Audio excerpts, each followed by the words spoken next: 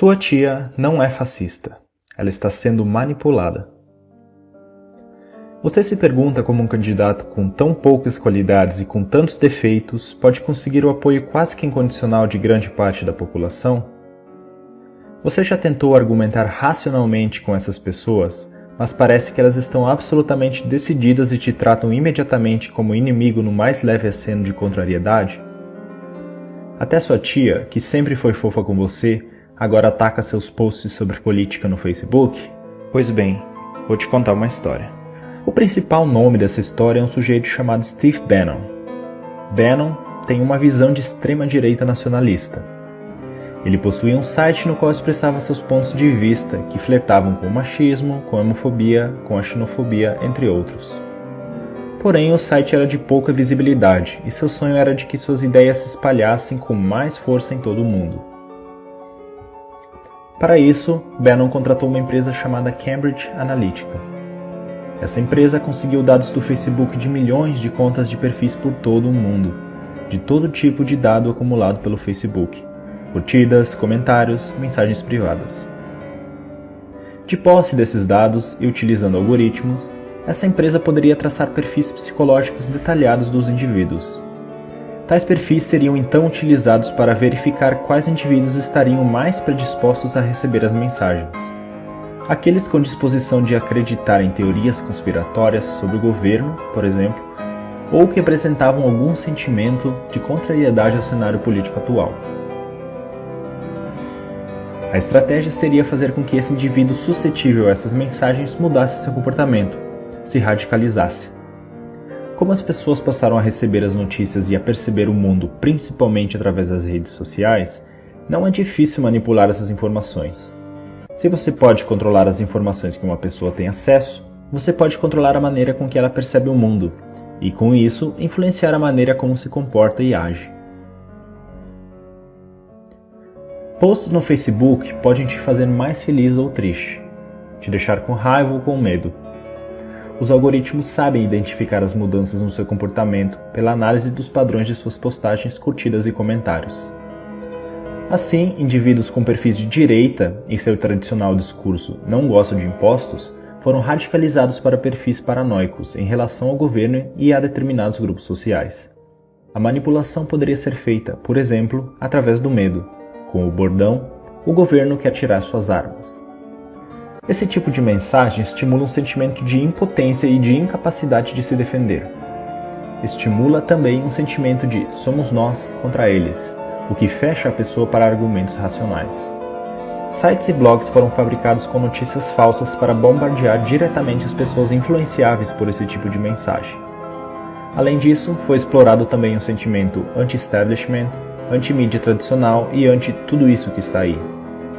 Quando as pessoas recebiam várias notícias de forma direta e não viam essas notícias repercutirem nos jornais, chegavam à conclusão de que a grande mídia mente e esconde a verdade da qual elas agora sabem. Se antes a mídia tradicional podia manipular a população, a manipulação teria que ser feita abertamente aos olhos de todos. Agora todos temos telas privadas que nos mandam mensagens diretamente.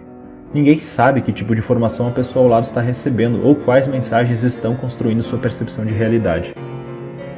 Com esse poder nas mãos, Bannon conseguiu popularizar entre os jovens a alt-right, movimento de extrema-direita americano, que resultou nos protestos Unite the Right no ano passado em Charlottesville, Virgínia, e que tiveram a participação de supremacistas brancos.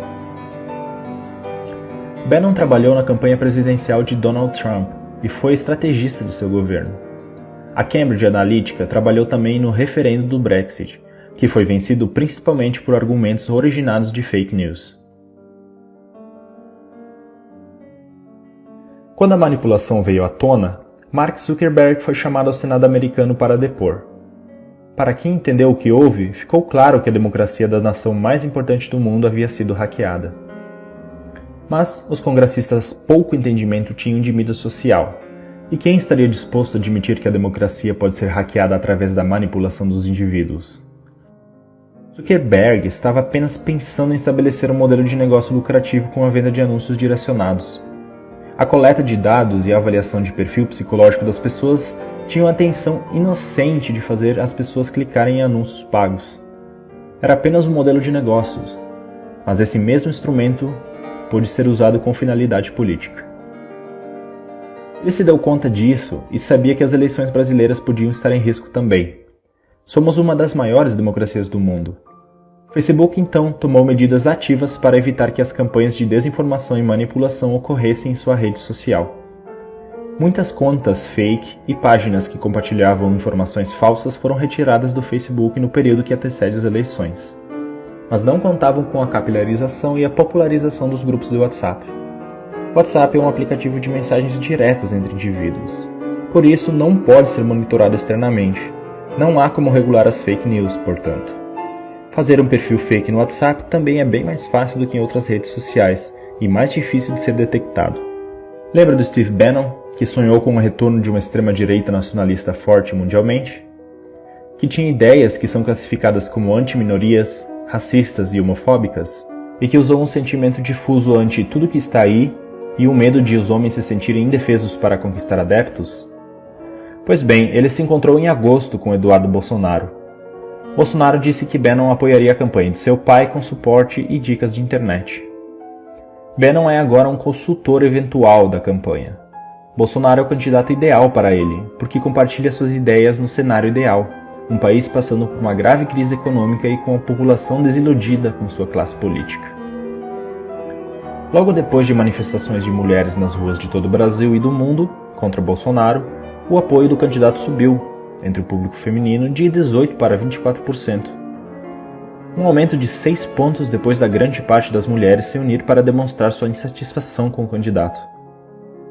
Isso acontece porque, de um lado, a grande mídia simplesmente ignorou as manifestações e, por outro, houve um ataque preciso às manifestações através dos grupos de WhatsApp pró-Bolsonaro. Vídeos foram editados com cenas de outras manifestações, com mulheres mostrando seios ou quebrando imagens sacras, mas utilizadas dessa vez para desmoralizar o movimento Ele Não entre as mais conservadoras. Além disso, Eduardo Bolsonaro veio a público logo após a manifestação e declarou: "As mulheres de direita são mais bonitas que as de esquerda. Elas não mostram os peitos e nem defecam nas ruas. As mulheres de direita têm mais higiene."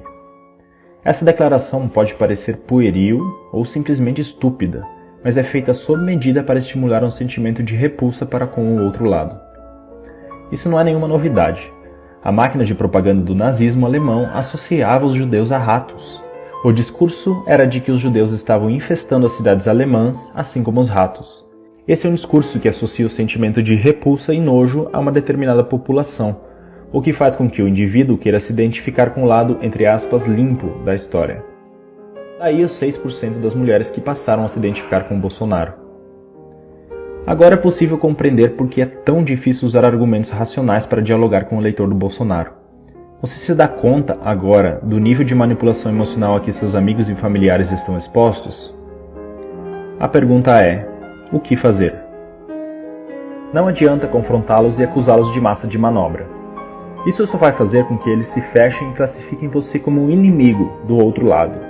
Ser chamado de manipulado pode ser interpretado como ser chamado de burro, o que só vai gerar uma troca de insultos improdutiva. Tenha empatia. Essas pessoas não são tolas ou malvadas. Elas estão tendo suas emoções manipuladas e sendo submetidas a uma percepção de realidade bastante diferente da sua. Tente trazê-las aos poucos para a razão. A única maneira de mudar seu pensamento é fazer com que tais pessoas percebam sozinhas que não há argumentos que fundamentem suas crenças e as notícias veiculadas de maneira falsa. Peça para que a pessoa defenda racionalmente suas opiniões políticas. Esteja aberto para ouvi-la, mas continue sempre perguntando mais e mais, até ela perceber que chegou num ponto em que não existem argumentos para responder. Pergunte, por exemplo, por que você decidiu por esse candidato? Por que você acha que ele vai mudar as coisas? Você acha que ele está preparado? Você conhece as propostas dele? Conhece o histórico dele como político? Quais realizações dele você aprova? Se perceber que a pessoa não está pronta para debater, retire-se da discussão. Não agrida nem ofenda. Isso é um comportamento que radicalizaria o pensamento do somos nós contra eles. Tenha em mente que os discursos que essa pessoa acredita foram incutidos nela de maneira que houvesse uma verdadeira identificação emocional, se tornando uma espécie de segunda identidade. Não é de uma hora para outra que se muda algo assim. Duas das mais importantes democracias do mundo já foram hackeadas, utilizando tais técnicas de manipulação. O alvo atual é o nosso país. Não vamos deixar que essas forças nos joguem uns contra os outros, rasgando nosso tecido social de maneira irrecuperável.